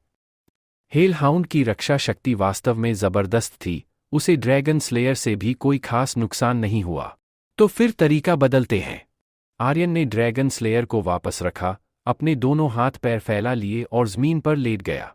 उसका गला कुछ अजीब आवाजें निकालने लगा। टोडली स्किल। अपने चारों हाथ पैरों के बल पर आर्यन का शरीर तोप के गोले की तरह तेजी से हेल हाउंड की ओर बढ़ा और पूरी ताकत से उससे टकरा गया। क्या यह पागल हो गया है? अगर ताकत की लड़ाई हुई तो ये तो मांस के टुकड़ों में बंट जाएगा। मर गया, मर गया, अब यह नहीं बचेगा। समीर की आवाज कांप रही थी। अव्यान ने गंभीर होकर कहा, ऐसे नहीं चलेगा। अगर आर्यन मरा नहीं तो भी बुरी तरह घायल हो जाएगा। समीर, तू एक पॉइजन मास्टर है, जा और हेल हाउंड को जहर दे, हम इसे रोकेंगे। अकेले आर्यन की ताकत काफी नहीं होगी। अव्यान ने जल्दी से कहा। यह पहली बार था जब उन्होंने बी रैंक मिशन लिया था। पहले वो सिर्फ सी रैंक मिशन ही लेते थे, मगर इस बार महाविद्यालय की प्रतियोगिता के पहले कुछ अंक कमाने और अपनी ताकत बढ़ाने के लिए उन्होंने यह जोखिम उठाया था। लेकिन उन्होंने यह नहीं सोचा था कि बी रैंक मिशन इतनी बड़ी मुसीबत बन जाएगा। समीर सहम गया और तुरंत बोला, मुझे नहीं मरना। अव्यान ने कहा, समीर, हम तुम्हारी मदद करेंगे, तू चिंता मत कर। समीर ने ठहाका लगाते हुए कहा, अव्यान, तुझे लगता है कि मैं बेवकूफ हूं? सिर्फ तुम्हारे मदद करने से मैं बच जाऊंगा। क्या हेल हाउंड कोई ऐसा बीस्ट है जिसे बस बातों से मारा जा सकता है? क्या मैं 3 साल का बच्चा हूं? हिमेश ने गुस्से से कहा, अबे, तू नहीं जा रहा तो मैं जा रहा हूं। उसी समय आर्यन और हेल हाउंड की टक्कर हुई। आर्यन दूर जा गिरा, लेकिन हेल हाउंड भी थोड़ा खिसक गया। टोडली स्किल की शक्ति उसकी चमड़ी के अंदर घुस गई और आर्यन की रणनीति के मुताबिक अंदर ही अंदर तबाही मचाने लगी। चटाक! एक जबरदस्त आघात के साथ हेल हाउंड के सिर के ऊपर एक लाल चमकता हुआ नंबर उभर आया। -39,833 इंच। उसके शरीर के भीतर उथल पुथल से हेल हाउंड पहले से भी ज्यादा गुस्से में आ गया। जब दुश्मन कमजोर हो तो उसे खत्म कर दो, आर्यन ने सोचा और फिर से ड्रैगन स्लेयर को निकाल लिया। वो चांदनी कदम का उपयोग करते हुए तेजी से उसके सिर के ऊपर आ गया।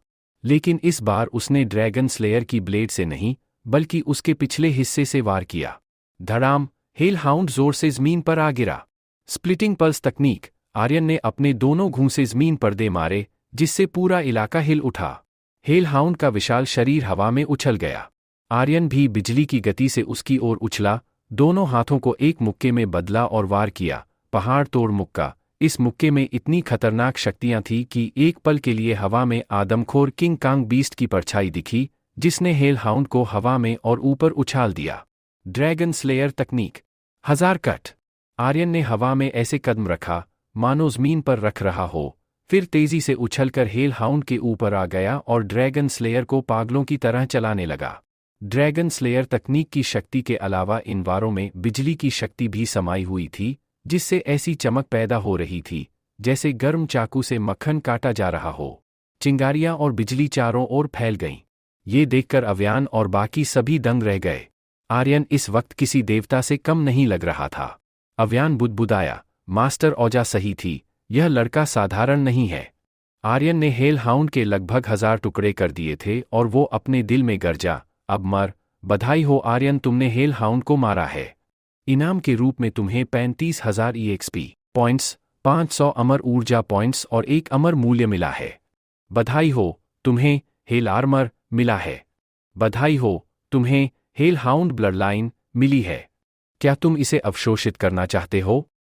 बधाई हो, तुम्हारा एक लेवल बढ़ गया है। वर्तमान स्तर लेवल 7 उद्यमवीर। आर्यन ने अपने दिल में खुशी से कहा, शुक्र है, आखिर लेवल बढ़ ही गया। हेल हाउंड ब्लडलाइन को निगल लिया गया है। हेल कवच को निगल लिया गया है। आर्यन ने मन ही मन सोचा, ये फिर शुरू हो गया। एक ब्लडलाइन को निगलता है और दूसरा खजानों को, ये तो मेरी जान लेने पर तुले है। पूर्वज रुद्रदेव ने चबाते हुए कहा, यह हेल कवच बहुत रूखा था, स्वाद अच्छा नहीं था। पूर्वज, आपकी बहन की, आर्यन ने गुस्से में कहा, खाने को कुछ मिला है, यही बहुत है, और आप स्वाद की शिकायत कर रहे हैं? मुझे जीने भी दोगे या नहीं? पूर्वज रुद्रदेव हंसते हुए बोले, अरे गुस्सा क्यों हो रहे हो, अगर तुम नहीं रहोगे मैं तो भूखा मर जाऊंगा। उसी समय अव्यान उसके पास आया और उसे हैरानी से देखते हुए बोला, आखिर तुम कितने शक्तिशाली हो?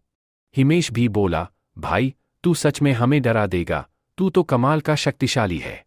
आर्यन ने मुस्कराते हुए कहा, आसपास अभी भी कई हेल हाउंड हैं, तुम लोग यहीं रुको, मैं उन्हें दूर भगा देता हूं। अव्यान ने आर्यन का हाथ पकड़ते हुए कहा, ये बहुत खतरनाक है। आर्यन ने जवाब दिया, मैं अपना ध्यान रख लूंगा, तुम लोग यहीं मेरा इंतजार करो। अगर मैं 1 घंटे में नहीं लौटा तो तुम लोग आगे बढ़ जाना, मैं जरूर तुम लोगों से मिल जाऊंगा। इतना कहकर आर्यन घाटी के अंधेरे में गायब हो गया। उसे लेवल बढ़ाना था, इतना अच्छा मौका वो कैसे छोड़ सकता था? हेल हाउंड की रक्षा शक्ति वाकई मजबूत थी, मगर उससे मिलने वाले EXP पॉइंट्स भी भरपूर थे। वो अब भी एक उद्यमवीर था, अगर उसने खुद को जल्द शक्तिशाली नहीं बनाया तो वह अकेले कैसे मिशन पूरे करेगा? आर्यन को अंधेरे में गायब होता देखकर अव्यान ने तुरंत कहा, सब लोग यहीं ध्यान लगाकर अपनी अमर ऊर्जा को जल्द से जल्द भरो। दूसरी ओर 6 सदस्यीय फतेहबाज टीम एक पहाड़ी पर खड़ी होकर दूर से साया नगरी को घूर रही थी। यही साया नगरी थी, और यह प्रपंच संप्रदाय के खंडहर भी थे। यहाँ केवल मृत जीव थे और मृत बीस थे। फतेहबाज टीम की उस लड़की ने साया नगरी की ओर देखा और कहा, थंडर वुल्फ टीम, मैं देखना चाहती हूं कि तुम कितने ताकतवर हो और कितनी देर तक टिक सकते हो। तुम लोगों ने मेरा मिशन चुराने की हिम्मत की है, अब बस देखते जाओ। उसके बगल में खड़े भारी भरकम शरीर वाले लड़के ने पूछा, मालका, इस साया नगरी में आखिर है क्या? वो थंडर वुल्फ टीम रैंकिंग में हमसे ऊपर है, अगर वो इसे पूरा नहीं कर सके तो हम कैसे? रैंकिंग से टीम की शक्ति का अनुमान लगाया जा सकता था। थंडर वुल्फ टीम 16वें नंबर पर थी, जो उनसे कुछ रैंक ऊपर थी, यानी वो उनसे ज्यादा शक्तिशाली थे। अगर वो इस मिशन को पूरा नहीं कर पाए तो फतेहबाज टीम कैसे सफल हो सकती थी? लड़की ने हल्की मुस्कान के साथ कहा, बब्बर, जो इस साया नगरी का किंग है वो एक ड्रैगन है, शापित ड्रैगन। मैंने ग्रंथालय की प्राचीन पुस्तकों को लगभग 1 महीने तक खंगाला, तब जाकर मुझे पता चला कि यहाँ जितने भी जीव हैं उन्हें शापित दरिंदे कहते हैं। वो वर्षों पहले मर चुके हैं, लेकिन अब भी जीवित हैं। उन्हें चाहे टुकड़ों में काट दो या जला दो, वो फिर भी खत्म नहीं होते। 5 लेकिन ग्रंथालय में मुझे एक प्राचीन पुस्तक मिली और उससे मुझे इन शापित दरिंदों को खत्म करने का तरीका मिला। इसका मतलब समझे? यानी केवल हम ही इस मिशन को पूरा कर सकते हैं। बाकी सदस्यों के चेहरे बदल गए। बब्बर ने कहा, क्या सच में वहां कोई ड्रैगन है?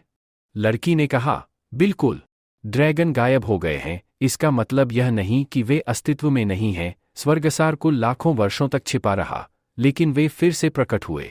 ड्रैगन भी कहीं न कहीं छिपे हुए हैं। हो सकता है कि यह शापित ड्रैगन असली ड्रैगन वंश से हो। अगर हम इसे हरा दें तो शायद हमें ड्रैगन क्षेत्र का पता चल जाए। हा हा हा, शायद मैं अमरद्वीप की सबसे ताकतवर योद्धा बन जाऊंगी।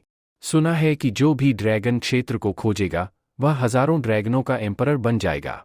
यह कहते हुए उसके चेहरे पर एक उत्तेजना भरी हंसी फैल गई। इसी दौरान उनसे कुछ मील दूर एक अंधेरी घाटी में आर्यन एक ऊंची चट्टान के ऊपर खड़ा था। नीचे रूहानी योद्धाओं की पूरी सेना खड़ी थी। वे सभी अनुशासनबद्ध पंक्तियों में आर्यन के सामने खड़े थे। यह एक अंधेरी घाटी थी जहां चारों ओर अंधकार फैला हुआ था, मगर अगर यहां उजाला भी होता तो भी कोई इन रूहानी योद्धाओं को नहीं देख सकता था। वो आत्मा थे, और भला आत्माओं को नग्न आंखों से कौन ही देख सकता है। आर्यन मुस्कुराया और बोला, अब समय आ गया है कि तुम लोग अपनी ताकत दिखाओ। यहां से एक एक हेल हाउंड का सफाया कर दो, याद रखना किसी को भी मत छोड़ना। आज्ञा स्वामी। सभी रूहानी योद्धाओं ने अपने अपने हथियार उठाए और तेजी से चारों ओर फैल गए। आर्यन जोर से हंसा। अकेले लेवल बढ़ाना मुश्किल था, लेकिन जब 1000 लोग साथ देंगे तो मेरी प्रगति कितनी तेज होगी। हा हा, कौन मेरा मुकाबला कर सकता है? उसने जोर से चिल्लाया। है कोई?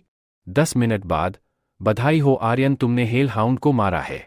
इनाम के रूप में तुम्हें 35,000 EXP पॉइंट्स, 500 अमर ऊर्जा पॉइंट्स और एक अमर मूल्य मिला है।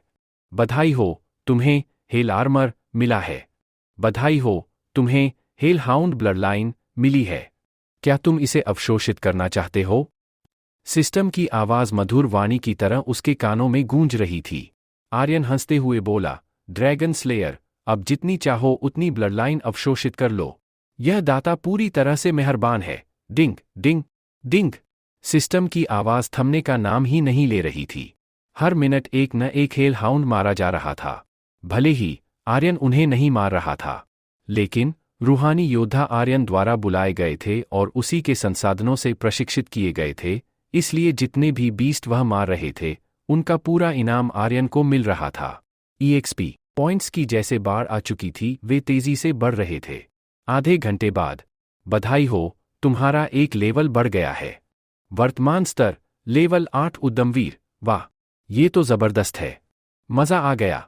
बैठे बिठाए, और इतनी तेजी से भला कौन लेवल बढ़ा सकता है? आर्यन ने खुशी से चिल्लाया, क्या इससे तेज कोई बढ़ा सकता है? और साथ ही कहा, पूर्वज, ये रूहानी योद्धा कहीं हमें धोखा तो नहीं देंगे? पूर्वज रुद्रदेव ने जवाब दिया, चिंता मत करो, जब तक मैं यहां हूं ये ऐसा करने की हिम्मत भी नहीं करेंगे। आर्यन ने राहत की सांस ली और बोला, फिर ठीक है। यह रूहानी योद्धा वास्तव में एक जबरदस्त सेना शक्ति थे। अगर वे धोखा देते तो बड़ी समस्या हो सकती थी। शून्यवीर स्तर। अगर मुझे अगले स्तर पर जाना है तो जल्द से जल्द एक तीसरी श्रेणी की इमोर्टल रूट ढूंढनी होगी। आर्यन ने सोचा और पूर्वज रुद्रदेव से कहा, पूर्वज, क्या तुम इसे महसूस कर सकते हो? पूर्वज रुद्रदेव बोले, बिल्कुल।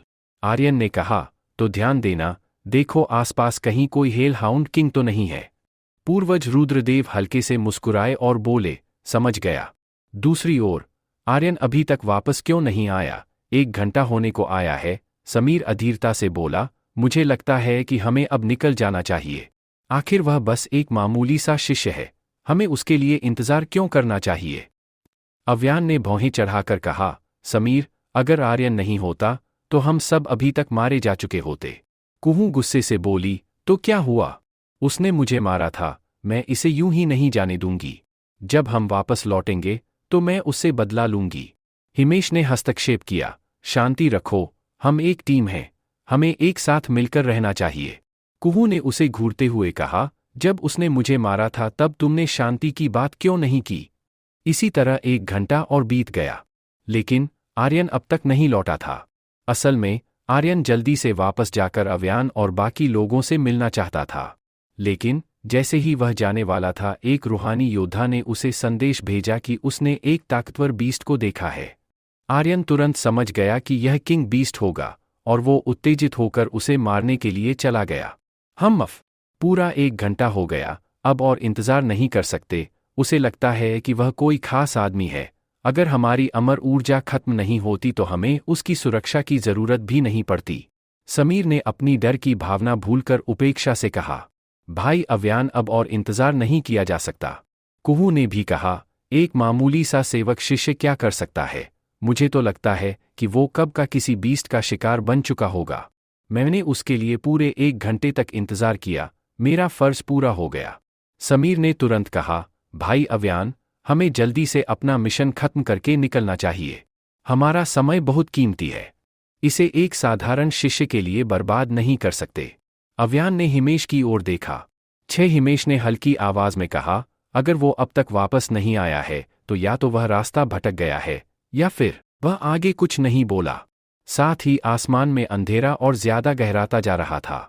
यह दिन का समय था, लेकिन इस पर्वत श्रृंखला में घोर अंधकार था और यह अंधकार धीरे धीरे और ज्यादा बढ़ रहा था। जितनी ज्यादा देर होगी, इस पर्वत श्रृंखला में रहना उतना ही खतरनाक होगा।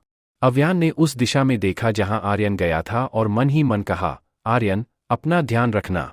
इसके बाद अव्यान ने कहा, चलो पहले मिशन पूरा करते हैं, फिर आर्यन को ढूंढेंगे। साया नगरी में एक तेज आवाज गूंजी और कुछ रोशनियां चमकीं। ओबरान भाई, तुम ठीक तो हो? थंडर वुल्फ के 6 सदस्यों में से सिर्फ 3 ही उस साया नगरी से बाहर निकले। एक पूरी तरह से काला पड़ चुका था, यह शापित जहर का असर था। अब ये नहीं बचेगा। लीडर राइगर, अंदर के शापित दरिंदे बहुत ताकतवर हैं, हम उनका मुकाबला नहीं कर सकते। हमें पीछे हटना चाहिए। उसी वक्त फतेहबाज टीम के 6 सदस्य धीरे धीरे बाहर निकले। उनकी खूबसूरत लीडर हंसकर बोली, हा, तुम लोग मेरा मिशन छीनना चाहते थे। थू। राइगर ने कहा, शहनाज, ये मिशन तुम्हारा ही है। हा, राइगर, अब तो ये मिशन मेरा ही हुआ ना? तुम हमेशा मुझसे टक्कर लेने की कोशिश करते हो, तो अब क्या हुआ? शहनाज हंसते हुए बोली। राइगर ने धीमी आवाज में कहा, शहनाज, मैंने पहले ही मिशन ले लिया था, इसमें छीनने की कोई बात ही नहीं है। और वैसे भी ये मिशन हमारे बस का नहीं। ये सिर्फ ए रैंक नहीं, बल्कि एस रैंक मिशन है। तुम भी इसे पूरा नहीं कर पाओगी।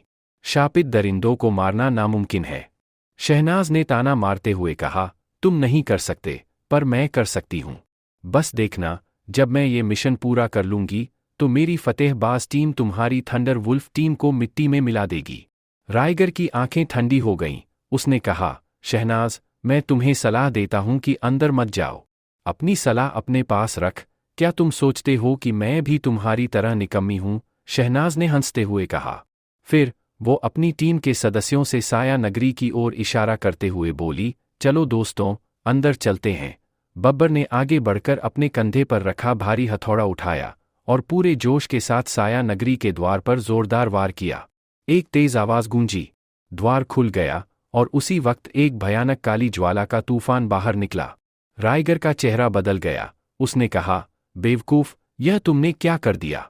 साया नगरी का यह द्वार एक सील की तरह काम करता है। अब जब तुमने सील में दरारें ला दी है तो अंदर के शापित दरिंदे बाहर आ जाएंगे। शहनाज की भौहें भी सिकुड़ गईं, लेकिन उसे कोई चिंता नहीं थी। उसे यकीन था कि अगर वह शापित ड्रैगन को हरा दें तो नगरी के सारे शापित दरिंदे भी अपने आप मर जाएंगे। शूश, एक ठंडी हवा चली, लेकिन इस हवा में ऐसी डरावनी शक्ति थी मानो कोई भूत रो रहा हो। तभी अचानक सैकड़ों काले शापित दरिंदे द्वार की ओर तेजी से लपके।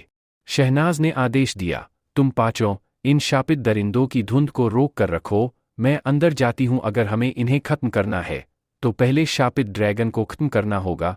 शहनाज ने राइगर की ओर देखा और मुस्कुराते हुए बोली, राइगर, शायद तुम्हें ये नहीं पता था, है ना? इतना कहकर शहनाज एक रोशनी की किरण की तरह उस शापित दरिंदों की धुंध के अंदर चली गई। बब्बर जोर से गरजा, मालका के लिए समय निकालो। राइगर की भौहें सिकुड़ गईं, क्या शापित ड्रैगन? तभी उसकी टीम के एक सदस्य ने पूछा, लीडर, अब क्या करें? राइगर ने जवाब दिया, घबराओ मत, पहले देखो क्या होता है। लगभग 10 मिनट बाद नगरी के द्वार पर शापित दरिंदों की धुंध और बढ़ गई थी। कम होने के बजाय वो लगातार और ज्यादा बढ़ रही थी। बब्बर और बाकी लोगों के लिए उसे रोकना मुश्किल होता जा रहा था। रोको, किसी भी हाल में रोको, बब्बर चिल्लाया। सभी की उम्मीदें अब शहनाज पर टिकी थीं। अगर उन्हें मिशन पूरा करना था तो शहनाज को शापित ड्रैगन को हराना ही होगा। इसी बीच अव्यान और उसकी टीम वहां पहुंच गई। राइगर और उसके साथियों को घायल देखकर अव्यान ने तुरंत कहा, कुहू, तुम हीलर हो, जाओ और देखो कि राइगर भाई को मदद चाहिए या नहीं। हिमेश, द्वार की सुरक्षा मजबूत करो। फतेहबाज टीम के योद्धा अब ज्यादा देर तक नहीं टिक पाएंगे। समीर, चलो मदद करते हैं। अव्यान तेजी से आगे बढ़ा, हिमेश भी उसके साथ दौड़ पड़ा। लेकिन समीर वहीं खड़ा रहा, उसके चेहरे पर तिरस्कार भरी मुस्कान थी। तुम लोग मरना चाहते हो तो जाओ, मैं नहीं जा रहा। उसी समय रायगर खड़ा हुआ और कुहू से बोला, मेरी फिक्र मत करो, इनका ध्यान रखो, मैं उनकी मदद करने जा रहा हूं। उसके एक साथी ने पूछा, लीडर, हमें उनकी मदद क्यों करनी चाहिए? रायगर ने गहरी आवाज में कहा, वो भी हमारे सप्तचक्र महाविद्यालय के शिष्य हैं। अगर शापित दरिंदों की यह धुंध बाहर आ गई तो लाखों लोगों की जान खतरे में पड़ जाएगी। हमारा सप्तचक्र महाविद्यालय इस धरती की रक्षा के लिए है, समझे? इतना कहकर रायगर द्वार की ओर बढ़ गया और लड़ाई में शामिल हो गया। जो भी हो, कोई भी पुरानी दुश्मनी हो, लेकिन वो सभी सप्तचक्र महाविद्यालय के शिष्य थे। इस मुसीबत की घड़ी में उन्हें एकजुट होकर लड़ना था, न कि आपस में लड़ाई करनी थी। अगर शहनाज के पास शापित ड्रैगन को हराने का कोई तरीका था तो उन्हें पूरी ताकत से उसकी मदद करनी थी। मिशन छोटा था, लेकिन स्थिति गंभीर थी। रायगर, अव्यान और बाकी लोगों की मदद से द्वार थोड़ी देर के लिए सुरक्षित हो गया। हिमेश भी तेजी से द्वार की सील को मजबूत कर रहा था, लेकिन उसकी शक्ति सीमित थी, वो इसे पूरी तरह ठीक नहीं कर सकता था। साथ रायगर ने मन ही मन कहा, शहनाज, तुम्हें सफल होना ही होगा। कुछ मिनट और बीत गए। मालका का क्या हाल है? ये शापित धुंध अब तक क्यों खत्म नहीं हुई? बब्बर को चिंता सताने लगी। अचानक नगरी के द्वार पर उमड़ती शापित दरिंदों की धुंध पीछे हटने लगी। रायगर खुशी से चिल्लाया, क्या शहनाज सफल हो गई? लेकिन तभी नगरी के बीचों बीच एक जोरदार धमाका हुआ। बूम! एक परछाई तेजी से बाहर निकली, जिसने पूरे द्वार को हिलाकर रख दिया। ये शहनाज थी। इतनी जोर से द्वार से टकराने पर उसकी कुछ हड्डियां चटक गई थीं, उसका चेहरा पीला पड़ चुका था, होठों से खून बह रहा था। उसने मुश्किल से रायगर और बाकी लोगों की ओर देखा और कहा, भागो, जल्दी जल्दी भागो। इस बीच दूर पहाड़ी पर खड़ा आर्यन मुस्कुराया। उसकी आंखें चमक उठीं जब उसने नगरी के केंद्र में चमकती सुनहरी रोशनी देखी। यह रोशनी कुछ ही पलों में जमीन में समा गई, लेकिन हवा में गूंजती ड्रैगन की गरज आर्यन को छोड़कर सभी ने सुनी।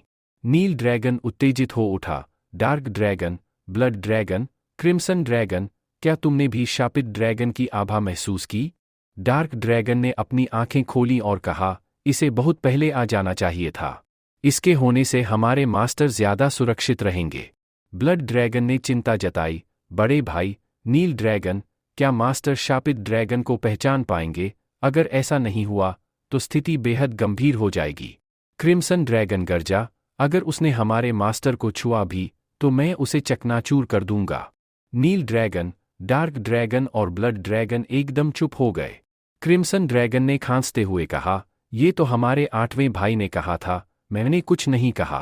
क्रिम्सन ड्रैगन्स के 8वें भाई ने उसे ऐसे देखा मानो कह रहा हो कि अपनी गलती दूसरों पर थोपना अच्छी बात नहीं। नील ड्रैगन ने गंभीर आवाज में कहा, जो भी हो, अगर मास्टर उसे पहचान नहीं पाए तो भी हम उसकी कोई मदद नहीं करेंगे। मालिक ने पहले ही कह दिया था कि हम उसे कुछ नहीं बताएंगे, उसे अपनी राह पर खुद ही चलना पड़ेगा। क्रिम्सन ड्रैगन, ब्लड ड्रैगन और डार्क ड्रैगन तीनों ने सहमति में सिर हिलाया। संघर्ष का हर कदम खुद तय करना जरूरी था। अगर कोई बहुत जल्दी आगे बढ़ता तो वो बहुत कुछ खो देता। ताकत को धीरे धीरे ही बढ़ाया जा सकता है। बेशक आर्यन को यह सब सुनाई नहीं दे रहा था और पूर्वज रुद्रदेव को भी नहीं, लेकिन नील ड्रैगन ने पहले ही कह दिया था कि जब तक ड्रैगन क्षेत्र नहीं मिल जाता वे आर्यन की मदद नहीं करेंगे और ना ही उसे ड्रैगन्स के बारे में कुछ बताएंगे।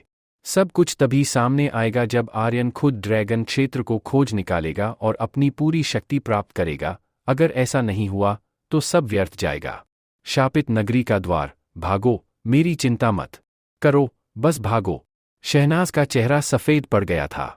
उसके सीने पर गहरी चोट थी जिससे ताज़ा खून बह रहा था। उसके शरीर पर जहरीले काले धब्बे उभर आए थे। उसकी नसें पूरी तरह से नीली काली हो गई थीं और जहर उसके दिल तक पहुंचने ही वाला था। अगर ऐसा हुआ तो उसकी मौत निश्चित थी। बब्बर ने आगे बढ़कर शहनाज को गोद में उठा लिया और कहा, मालका, मैं तुम्हें अकेला नहीं छोड़ सकता। रायगर ने गंभीर स्वर में कहा, क्या तुमने नहीं कहा था कि तुम्हारे पास कोई तरीका है? क्या शापित ड्रैगन ने खुद को और विकसित कर लिया? शहनाज ने कांपते हुए कहा, यह कोई छिपकली नहीं, बल्कि एक असली ड्रैगन है, एक शापित ड्रैगन।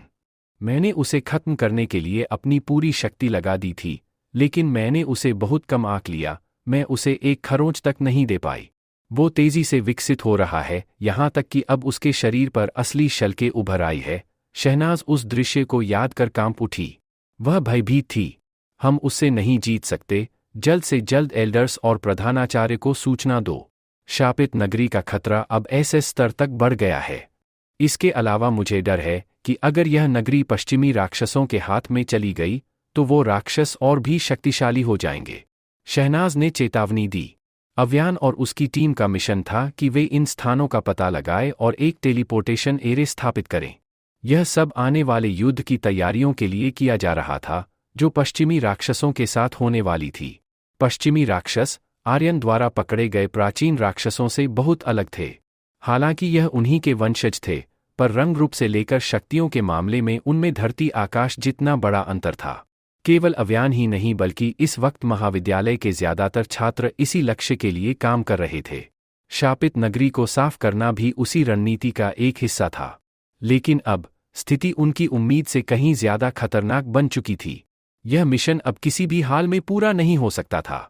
तभी धड़ाम धड़ाम 2 भयंकर धमाके हुए। वो शापित दरिंदों की धुंध, जो पहले पीछे हट रही थी, अब फिर से आगे बढ़ने लगी और सीधे नगरी द्वार से टकरा गई। हिमेश के माथे पर पसीना छलक आया। सील अब टूटने वाली है। मैं इसे ज्यादा देर तक रोक नहीं सकता। हमें तुरंत फैसला करना होगा, लड़ना है या पीछे हटना है। शहनाज ने तुरंत कहा, पीछे हटो। रायगर ने उसकी ओर देखा और सहमति जताई, हमें पीछे हटना होगा। अव्यान ने मुट्ठी भींचते हुए कहा, अगर हम पीछे हट गए तो इस जगह का क्या होगा? अगर शापित नगरी पर शापित ड्रैगन का कब्जा हो गया तो पश्चिमी राक्षस इस जगह को आधार बनाकर नक्षत्र नगर में आ सकते हैं। शापित पर्वतमाला एक प्राकृतिक रक्षक थी। अगर यह हाथ से निकल गई तो नक्षत्र नगर को भारी खतरा हो सकता था। 8 रायगर ने कहा, अगर हम पीछे नहीं हटे तो हम सब यहीं मारे जाएंगे। पहले पीछे हटते हैं और फिर एल्डर्स को बुलाकर ज्यादा योद्धाओं को भेजने के लिए कहते हैं।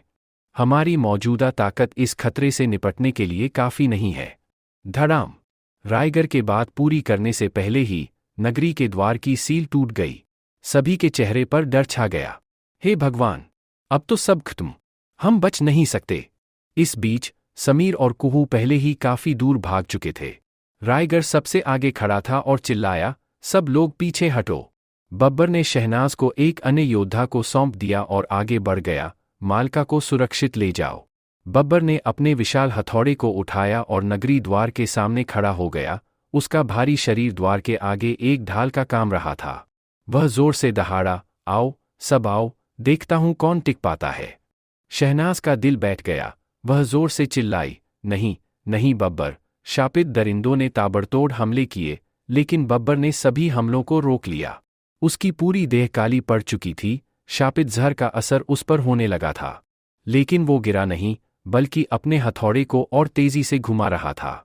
रायगर बाकी सभी को लेकर तेजी से पीछे हट गया। वो जब तक नगरी के द्वार से दूर हुए बब्बर पहले ही शापित दरिंदों की धुंध के बीच समा चुका था। भागो, उसने आखिरी बार जोर से चिल्लाया और फिर जमीन पर गिर पड़ा। ठीक उसी समय आर्यन बिजली की गति से नीचे कूदा और द्वार पर फैली काली धुंध को देखकर बोला, यही शापित दरिंदे है, सिर्फ एक गैस का गुबार, जिन्होंने धुंध का रूप ले लिया है। कमाल है। बाकी लोग इसे नहीं देख सकते थे, मगर आर्यन के पास तो सिस्टम की ताकत थी।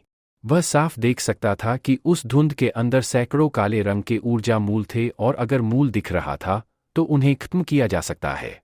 हे लड़के, वहां क्या कर रहे हो? जल्दी भागो, रायगर ने घबराहट में चिल्लाया। अव्यान के चेहरे पर भी चिंता थी। उसने जोर से आवाज दी, आर्यन भागो। लेकिन आर्यन को किसी की बात सुनाई नहीं दी। उसने देखा कि बब्बर गिर चुका था। वो खुद से बुदबुदाया, ये व्यक्ति कितना वफादार है। ऐसा लगता है कि सप्तचक्र महाविद्यालय उतना भी बुरा नहीं जितना मैंने सोचा था।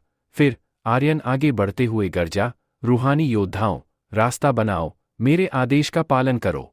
उसके पीछे 1000 रूहानी योद्धा खड़े थे, जो सिर्फ उसके आदेश का इंतजार कर रहे थे। आर्यन ने उंगली उठाई, अंदर की ओर इशारा किया और बोला, मार डालो, और फिर वो खुद भी द्वार के भीतर शापित धुंध में कूद गया। अव्यान स्तब्ध रह गया। आर्यन, मत जाओ। हिमेश भी दंग रह गया, अब तो हम सब मारे गए। रायगर ने गुस्से में कहा, ये लड़का कौन है? पागल हो गया है क्या? लेकिन सिर्फ आधे मिनट में ही आर्यन नगरी के द्वार से बाहर आ गया। उसने भारी भरकम बब्बर को अपनी पीठ पर उठा रखा था और धीरे धीरे आगे बढ़ रहा था। इस आधे मिनट में ऐसा क्या हुआ? हुआ ये कि आर्यन के रूहानी योद्धाओं ने ढेर सारे शापित दरिंदों को खत्म कर दिया। इससे आर्यन का सीधे एक लेवल बढ़ गया और अब भी उसके EXP पॉइंट्स तेजी से बढ़ रहे थे। अगर उसके पास इमोर्टल रूट होती तो वो अब तक शून्यवीर बन चुका होता, मगर इसके लिए उसे तीसरी श्रेणी की इमोर्टल रूट चाहिए थी। बिना उसके उसका शून्यवीर बनना नामुमकिन था। जब आर्यन बब्बर को बाहर लेकर आया तो सबके चेहरे पर हैरानी छा गई। जो उन्होंने देखा उस पर यकीन कर पाना मुश्किल था। यह दृश्य उनके लिए किसी झटके से कम नहीं था। रायगर ने पूछा, ये लड़का कौन है? अव्यान ने उत्साह से कहा, यह आर्यन है, वही आर्यन जिसने हाल ही में एरिना में लगातार 18 मुकाबले जीते थे। हा हा हा। रायगर जोश में हंस पड़ा और बोला, ये तो जबरदस्त बंदा है। आज से ये मेरा भाई हुआ। अब मुझे यह बंदा अपनी टीम में चाहिए। शहनाज ने तुरंत कहा, ये मेरा छोटा भाई है, मेरा सगा भाई। अगर किसी ने इसे हाथ भी लगाया तो मैं उसके पूरे खानदान को उलट पुलट कर दूंगी। आज सुबह ही उसने आर्यन को मिशन हॉल में चिढ़ाने की कोशिश की थी और बब्बर ने तो आर्यन पर हमला भी कर दिया था। लेकिन अब उसी आर्यन ने बब्बर की जान बचाने के लिए अपनी जान जोखिम में डाल दी थी। वो दिल से शुक्रगुजार थी। भले ही उसने इसे खुलकर नहीं दिखाया, लेकिन उसने इस एहसान को याद रखा। आखिर फतेहबाज टीम के हर सदस्य को वो अपना परिवार मानती थी। हिमेश ने हंसते हुए कहा, आर्यन तू तो सच में गजब का बंदा है। शापित नगरी से किसी को जिंदा निकाल लाना कोई आसान काम नहीं, तूने कर दिखाया। सब उसके पास आ गए। आर्यन ने धीरे से बब्बर को नीचे रखा और कहा, मैंने इसे एक पिल दी है जो इसके जहर को खत्म कर देगी, तो यह बच जाएगा। अब इसे मैं तुम्हारे हवाले करता हूं। इतना कहकर वह पलट गया। रायगर चौंक गया और पूछा, अब क्या करने वाला है तू? आर्यन ने शापित नगरी की ओर देखा और कहा, मुझे एक और जरूरी काम करना है। वो इतनी मुश्किल से महाविद्यालय से बाहर निकला था। अगर अब तबाही नहीं मचाई तो क्या मजा? अगर उसने उस किंग को नहीं मारा तो उसे चैन कैसे आएगा? उसे बिल्कुल भी नींद नहीं आएगी। इसके अलावा जब से वह शापित नगरी की सीमा पर पहुंचा था और उस प्राचीन एरे को देखा था, उसे कुछ अजीब सा महसूस हो रहा था। उसे लग रहा था जैसे इस नगरी में कुछ ऐसा है जो उसका अपना है और वो उसे हर हाल में वापस पाना चाहता था। शहनाज ने उसका हाथ पकड़ लिया और कहा, तू अब मेरा छोटा भाई है, मैं तुझे खतरे में नहीं डाल सकती, वहां अंदर बहुत खतरा है। हाँ? आर्यन चौंक गया और बोला, मैं कब से तेरा भाई बन गया? मुझे तो पता ही नहीं चला। शहनाज बोली, अभी अभी।